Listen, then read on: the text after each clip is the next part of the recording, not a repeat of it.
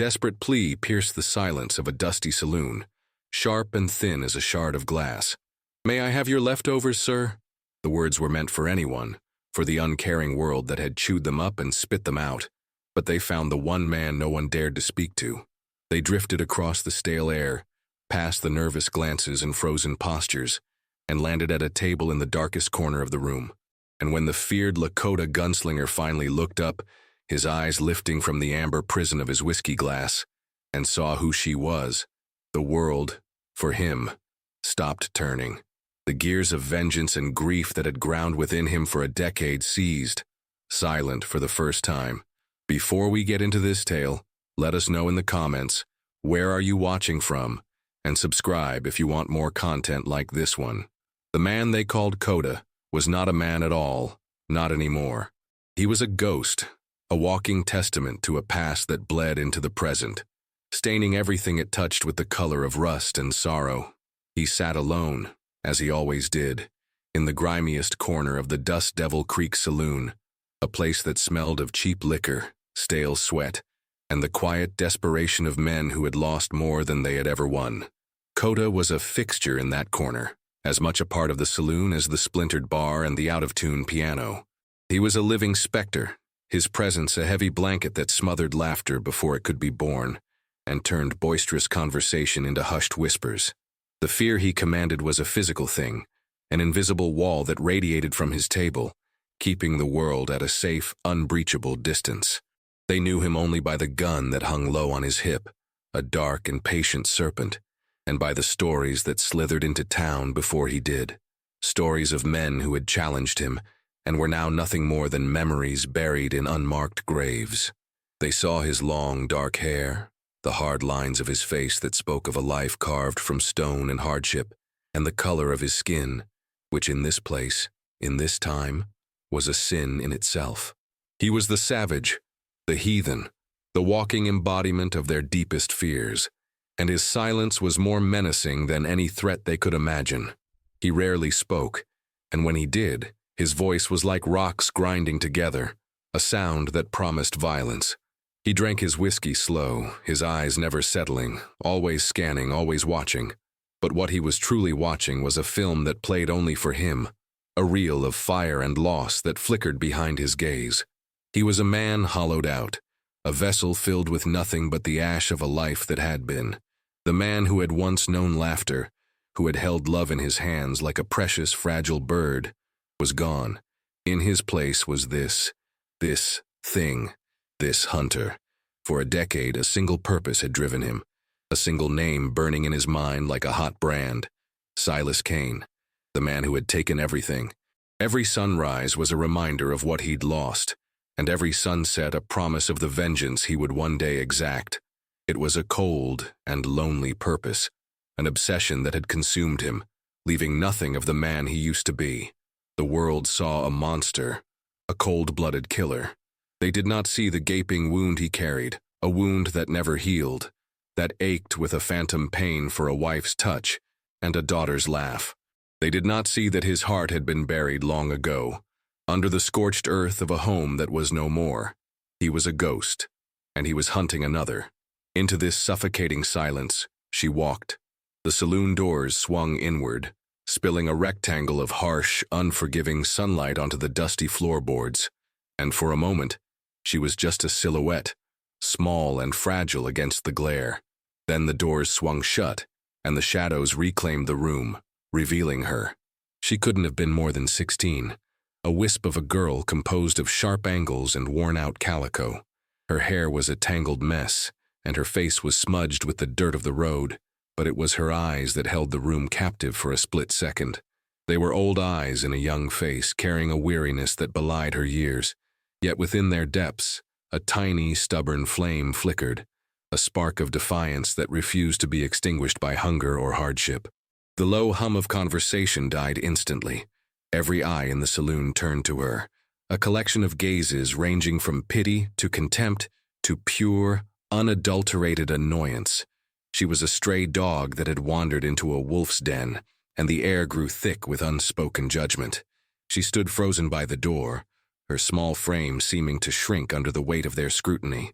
The saloon owner, a barrel-chested man with a permanent scowl etched into his fleshy face, glowered at her from behind the bar, his hand reflexively tightening around a damp rag, as if contemplating the most effective way to wipe her existence from his establishment.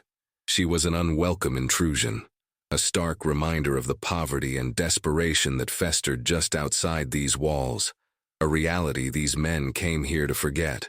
For a long moment, she just stood there, her gaze darting from table to table, her hope visibly diminishing with each cold, dismissive look she received.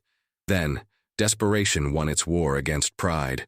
Her eyes landed on a table where two miners were finishing a meal, their plates still holding scraps of steak and half-eaten potatoes.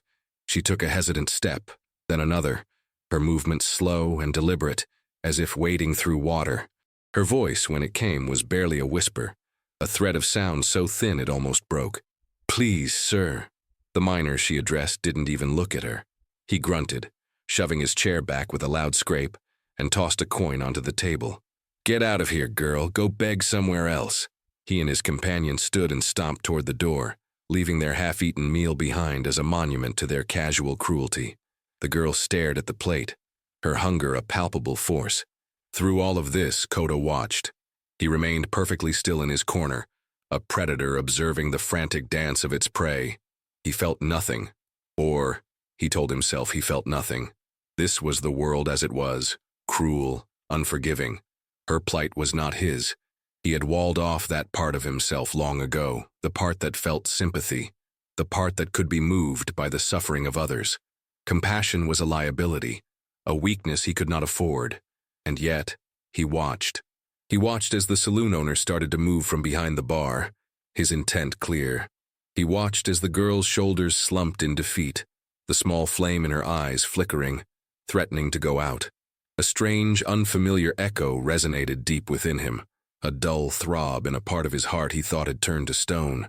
It was a feeling he hadn't experienced in a decade, a ghost of an emotion he could not name. Just as the saloon owner's meaty hand reached for the girl's thin shoulder, a voice cut through the charged silence. It was low, gravelly, and held an unmistakable edge of command.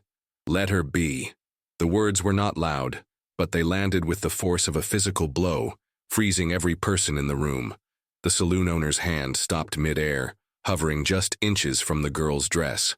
Every head turned, slowly, inexorably, toward the dark corner. Lakota had not moved. He hadn't raised his head. His eyes were still fixed on the amber liquid in his glass, as if he were addressing the whiskey and not the man. But the authority in his voice was absolute. It was the voice of a man who had stared into the abyss and had not flinched, a man for whom violence was as natural as breathing. The saloon owner, a man used to being the undisputed king of his small, squalid castle, felt a prickle of cold sweat on his neck. He looked from the silent, menacing figure in the corner to the trembling girl and back again. For a moment, his pride wrestled with his instinct for self-preservation.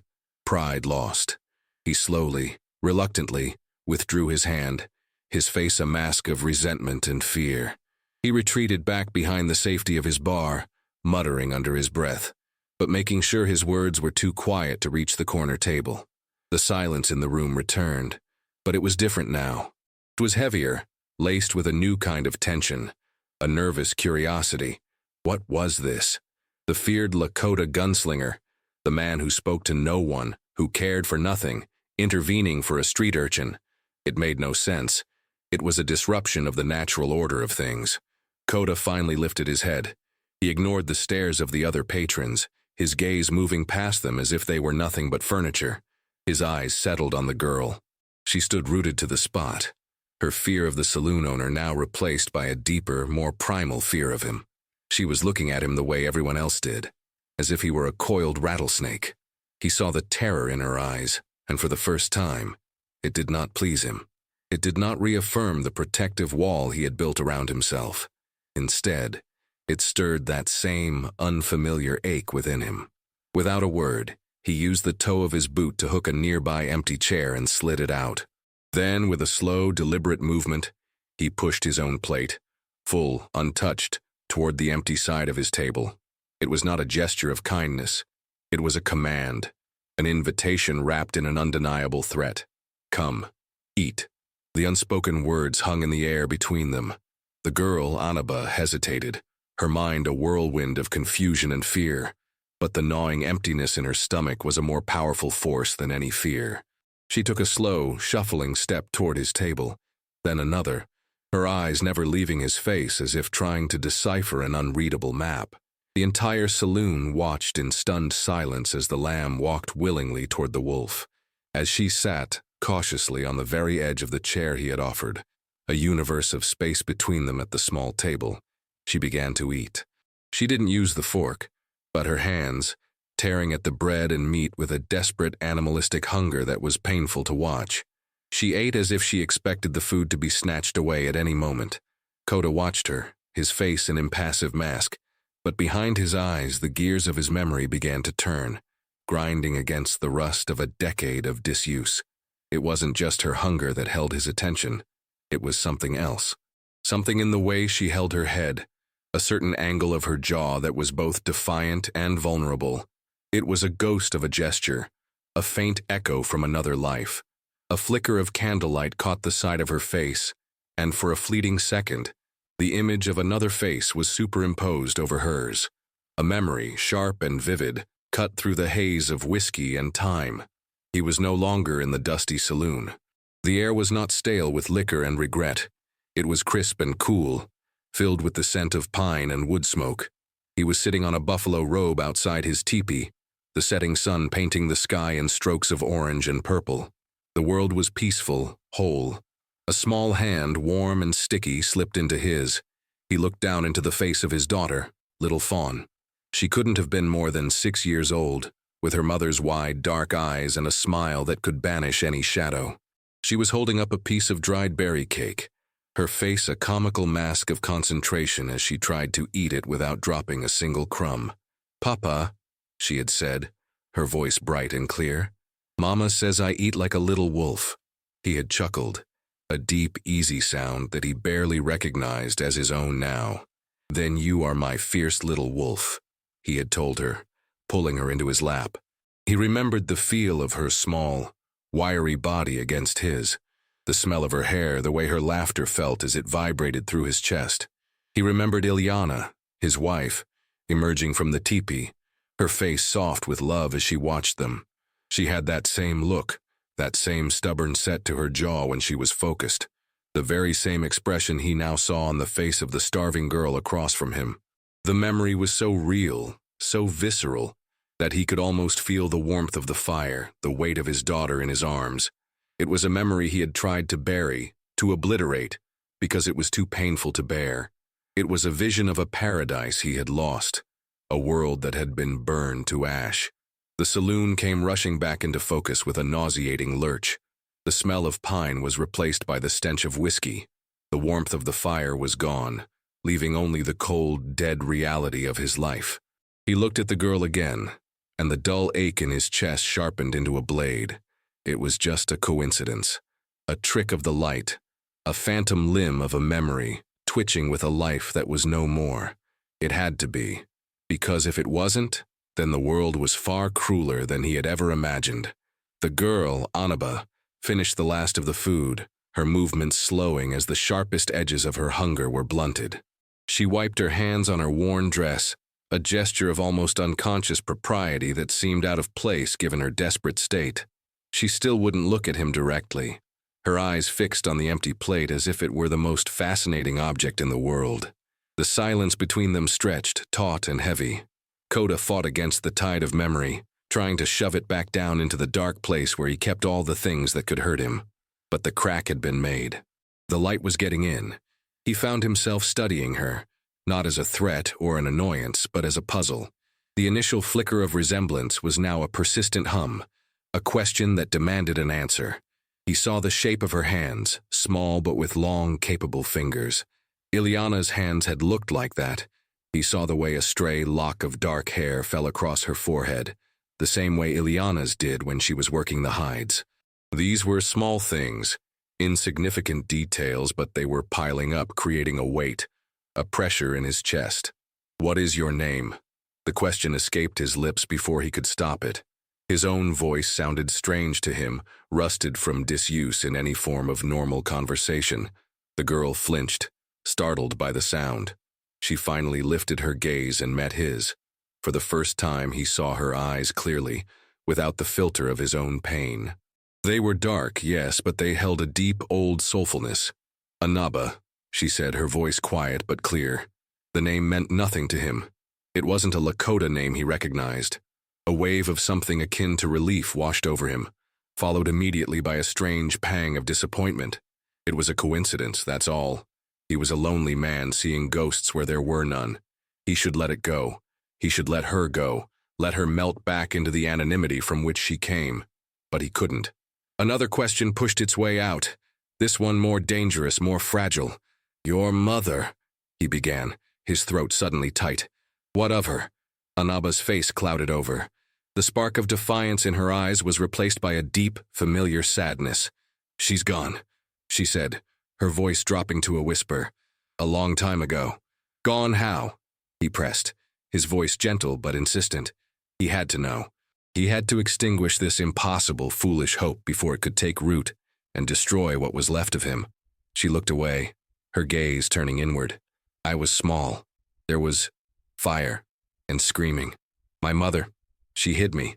She gave me her bracelet and told me to run. She told me to run and never look back.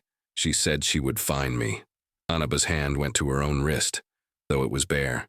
But she never did. Koda felt the air leave his lungs. It was as if the floor had dropped out from under him, sending him into a free fall. A bracelet. What did it look like? He asked, his voice a hoarse whisper. Anaba looked at him, a flicker of suspicion in her eyes, but his intensity seemed to compel her to answer. "It was silver," she said, her own memory hazy, "with a blue-green stone, shaped like a turtle." The world dissolved into a roar of white noise. The saloon, the people, the light, it all vanished. Silver, a turquoise stone, carved in the shape of a turtle, the symbol of creation, of life, a bracelet he had hammered and shaped himself, a gift for Ilyana on the day little Fawn was born. The bracelet. The word was a key, unlocking a door in his mind that he had nailed shut and barricaded for 10 agonizing years. The dusty saloon dissolved, and he was thrown backward in time, not into a gentle, sun-drenched memory, but into the heart of the inferno itself. He was there again, in the smoke and the chaos, the acrid smell of burning lodges and fear filling his lungs. The memory was not a distant film, it was a living nightmare, and he was drowning in it. The attack had come at dusk without warning. They weren't soldiers in uniform, following orders. They were ghosts of a different kind. White men with dead eyes and cruel mouths, led by a man whose face was forever seared into Koda's mind. Silas Kane. Kane with his scarred face and a laugh that sounded like grinding rocks. A man who killed not for land or for honor, but for the sheer ugly sport of it. Koda remembered the screams, the sounds of his people dying. He remembered fighting with a fury born of love and desperation, his axe and knife a blur of motion. He was a warrior, skilled and strong, but they were too many. He remembered seeing Ilyana, her face pale with terror, but her eyes blazing with fierce resolve. She was pushing little Fawn, their daughter, toward the thick woods behind their teepee. "Go, my heart," she had cried, her voice cutting through the din. "Run and do not look back. Hide and do not make a sound. I will find you. I promise." He saw her slip the turtle bracelet from her own wrist and press it into their daughter's small hand. It was the last thing he saw clearly. A blow from a rifle butt sent him staggering. He saw Kane standing over Ilyana, a pistol in his hand. He heard the shot, a deafening crack that echoed the breaking of his own world. He had lunged, a scream of pure animalistic rage tearing from his throat, but it was too late. He felt a searing pain in his side, a white-hot fire that consumed him. And then the world went black. He had woken to silence, a silence more terrible than any scream. The fires had died down to smoldering embers, and a cold dawn was breaking over a scene of utter devastation. He was lying in a pool of his own blood, but the physical pain was nothing compared to the void that had opened up inside him. He had crawled through the ashes of his life, calling her name, Ilyana, little Fawn. There was no answer. He found his wife's body near the edge of the woods. He found the bodies of his friends, his elders, his entire world. But of little Fawn, there was no sign, no body, no tracks he could follow. Just nothing. He had buried Ilyana with his bare hands, his tears turning the soil to mud, and in that moment the man he was had died. The loving husband, the gentle father, they were buried with her. From that grave, something else had risen, a creature of vengeance, fueled by a singular burning purpose, to find Silas Kane and send him to the hell he had created on earth. For 10 years, that was all he had been, a hunter, a ghost.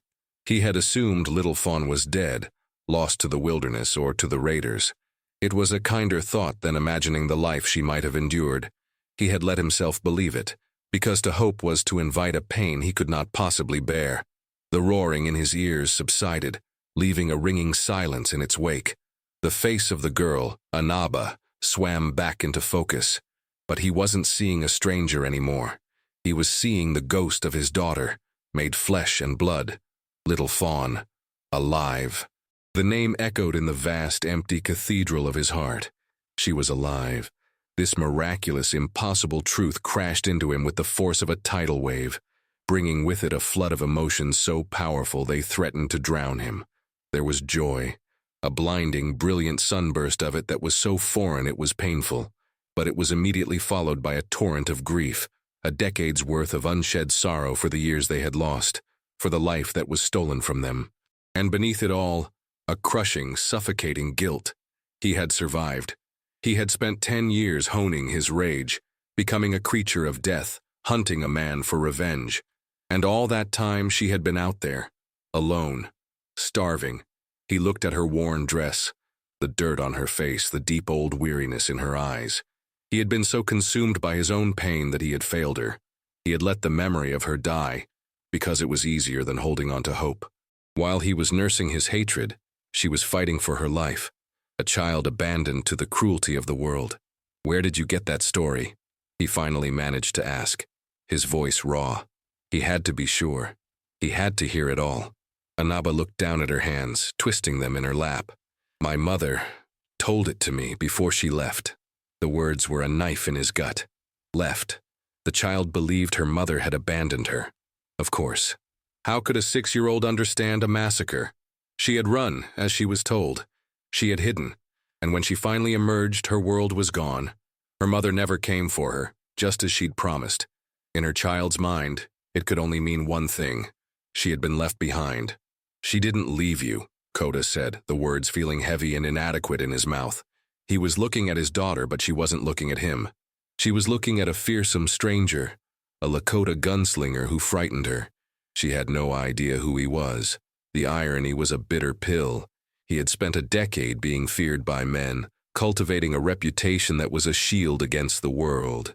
Now, that same reputation was a wall between him and the only thing that mattered.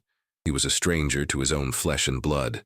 He could see the conflict in her eyes, the story he was telling her, the impossible truth of it, warring against the reality she had lived for 10 years. Who was this man to tell her about her mother? Who was he to dredge up a past she had learned to survive by forgetting?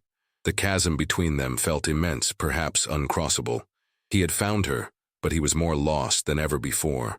Just as this fragile, impossible moment hung suspended in the air between them, the world outside their small table decided to intrude. The saloon owner, having stewed behind his bar and bolstered by a fresh surge of liquid courage, saw his opportunity. The sheriff, a portly man named Gable whose commitment to the law extended only as far as his own comfort, had just swaggered through the doors. He surveyed the tense room, his eyes immediately landing on the anomaly in the corner, the feared Indian and the street urchin, together. The owner, seeing his authority had arrived, pointed a thick finger. "Sheriff, I want them out of here. Now!" he boomed, his voice dripping with self-righteous indignation. "This is a respectable establishment. We don't serve his kind, and we don't allow beggars." Sheriff Gable adjusted his gun belt, puffing out his chest. He was a man who governed by the path of least resistance, and the path of least resistance always involved siding with the loud, tax-paying citizens over the silent, marginalized ones. He ambled over, his deputy, a nervous young man who looked barely old enough to shave, trailing in his wake. "All right, Coda," Gable said, his tone one of weary authority. "You've had your drink. The girl's had her meal. Time to move along. You're making my citizens uncomfortable." Coda didn't even look at him. His entire focus, his entire world had narrowed to the girl sitting across from him, a Naba little fawn. For 10 years he had moved through the world alone, responsible for no one, protecting nothing but the cold fire of his own vengeance. He had walked into towns like this 100 times, endured the stares and the whispers, and walked out again, leaving nothing behind. It had been easy. It had meant nothing. But now, everything was different. Now, there was a reason. Now, there was something to protect. A low growl rumbled in his chest, an involuntary sound of pure primal possessiveness. He felt a shift inside him, the hunter's instinct, once directed outward at a faceless enemy, now turning to form a protective circle around his daughter. The sheriff took another step closer, his hand dropping casually to rest on the butt of his pistol. It was a gesture of lazy intimidation, a move he had made 1,000 times. "You hear me, boy? I said get out." The word boy hung in the air, thick with a casual, ingrained racism that was as common as dust in this town. It was a word Coda had heard his entire life from men like Gable. It had never bothered him before. It was just noise. Now it was an insult not just to him, but to the father he was trying to be. He slowly, deliberately turned his head, and for the first time, he looked directly at Sheriff Gable. The look in Coda's eyes was not the cold, dead look of a killer. It was something far more terrifying. It was the look of a man who had just found the one thing he had thought lost forever, and was willing to burn down the entire world to keep it safe. The temperature in the saloon seemed to drop 20 degrees. The nervous energy curdled into a thick, palpable dread. The townsmen who had been watching with detached curiosity now shrank back, sensing that a line had been crossed. This was no longer about a vagrant girl or a quiet Indian. This was something else entirely. The explosion they had all been waiting for, the violence they had whispered about and secretly craved, was about to happen. The deputy, seeing the look in Coda's eyes, instinctively reached for his own weapon, his hand trembling. Sheriff Gable, overconfident and oblivious, saw only defiance. "I'm not going to tell you again," he said, his voice hardening. He and the deputy took another step, their intention to physically remove Anaba from the chair. In that instant, Coda stood. The movement was not fast, not aggressive. It was a slow, fluid uncoiling of pure, contained power. He didn't rise to his full height but seemed to grow, to fill the space with an intensity that sucked the air out of the room. Every patron in the saloon froze. The piano player's hands hovered over the keys. A man's half-raised glass stopped inches from his lips. The world held its breath, waiting for the flash of steel, the roar of a gunshot that would shatter the silence. But Coda's hand never went to his gun. He simply stood, a living shield between the lawman and his daughter. He ignored them. He turned his back on the sheriff and the drawn gun of his deputy, an act of supreme dismissive contempt. His focus was singular. He looked down at Anaba, who was staring up at him, her eyes wide with a mixture of terror and a new, dawning confusion. The climax of his life was not to be a battle of bullets and blood, not a final confrontation with Silas Kane. It was this, here, now, a battle for the soul of a girl who did not know him. His voice, when he spoke, was not the gravelly threat the room expected. It was stripped bare of its hardness, of its anger, of a decade of accumulated hate. It was raw, vulnerable, and thick with an emotion that no one in that room had ever heard from him. It was the voice of a father. "My name," he said, speaking only to her, his voice just loud enough for her to hear, "is not Coda. That is a name I stole. My name is Tokala. It means fox. It is the name your mother called me." Anaba's eyes widened, a flicker of something, a memory, a dream passing through them. "Your mother," he continued, his voice breaking, "did not leave you. She saved you. She loved you more than the sky, more than the earth. She pushed you into the woods and faced the fire so that you might live." He did not need to shout. The quiet intensity of his confession held the room in a grip of iron. He told her everything. He told her about their village, about the life they had, about the goodness and the laughter. And then he told her about the raid, about Silas Kane, about the fire and the death. He painted the picture of his own failure, his voice heavy with the weight of his guilt. I was supposed to protect her. I was supposed to protect you. I failed. I woke up, and you were gone. I thought you were gone forever. Tears, hot and unfamiliar, welled in his eyes, but he did not blink them away. He let them fall, a public baptism of his grief. This was his true confession, not a boast of his skill with a gun, but an admission of his broken heart. This vulnerability, this complete and utter emotional nakedness in front of a hostile crowd, was the bravest thing he had ever done. It was more powerful than any weapon, more disarming than any threat. The sheriff and his deputy stood frozen, their guns forgotten. They had come expecting to face a killer, a savage. Instead, they were faced with a grieving father, a man laying his soul bare. They didn't know what to do. The script of their world had been torn up, and they were left staring at the raw, undeniable truth of a man's love for his child. The tense, drawn-out moment stretched into an eternity. The silence in the room so profound it felt like a living entity. The townsmen stared, their faces a mixture of shock, confusion, and, for some, a dawning, reluctant empathy. They had come to see a spectacle of violence, but were instead witnesses to a resurrection. They were watching a ghost become a man again. Sheriff Gable lowered his hand from his gun.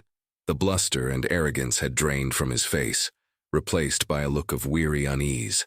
He was a simple man who understood simple things. Greed, fear, power. He did not understand this.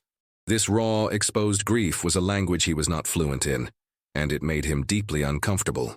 He looked at Coda, at Tokala, and he didn't see a threat anymore. He saw a man drowning in a pain he couldn't comprehend. He cleared his throat, the sound unnaturally loud in the silence. "Just leave him be, Frank," he grumbled to the saloon owner, not looking at him. He turned and walked away, his authority deflated, his deputy scrambling to follow him out of the saloon as if fleeing a church service he'd stumbled into by mistake. The spell was broken. The tension dissipated, replaced by an awkward, shuffling quiet. One by one, the patrons turned back to their drinks, paid their tabs, and drifted out into the afternoon sun, unwilling or unable to remain in the presence of such a naked display of emotion. Soon, the saloon was empty, save for the three of them, the stunned owner behind the bar, and the father and daughter at the corner table.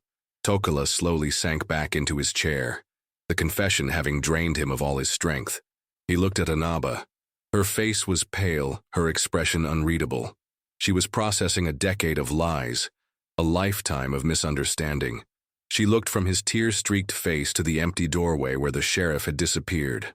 She had been saved, not by the man's fearsome reputation, but by the power of his sorrow. There was no magical, tearful reunion. There was no embrace. The chasm between them was too wide, the years of pain too deep to be bridged in a single moment. What settled between them was a fragile, tentative peace, a beginning. He was no longer the fearsome Coda. She was no longer the nameless, starving Anaba. They were Tokala and Little Fawn, two strangers bound by the deepest connection of all, trying to find their way back to each other across a wasteland of time and pain. He reached across the table, his hand open, palm up, a simple offering. "We can leave this place," he said, his voice quiet. "We can find a place where there are no ghosts." Anaba looked at his outstretched hand. It was the hand of a killer, calloused and scarred, but it was also the hand of her father. After a long moment, she slowly, hesitantly, reached out and placed her small hand in his. The contact was electric, a current of shared history and future possibility. Together, they stood and walked out of the saloon, leaving the darkness and the whiskey behind. They stepped into the harsh, bright sunlight of the street, their two long shadows merging into one. It was not a happy ending. It was something far more real and far more precious. It was a chance. The road ahead was long and uncertain, a path to be built one step at a time. But for the first time in a decade, he was not walking it alone. His hunt for vengeance was over. His journey home had just begun.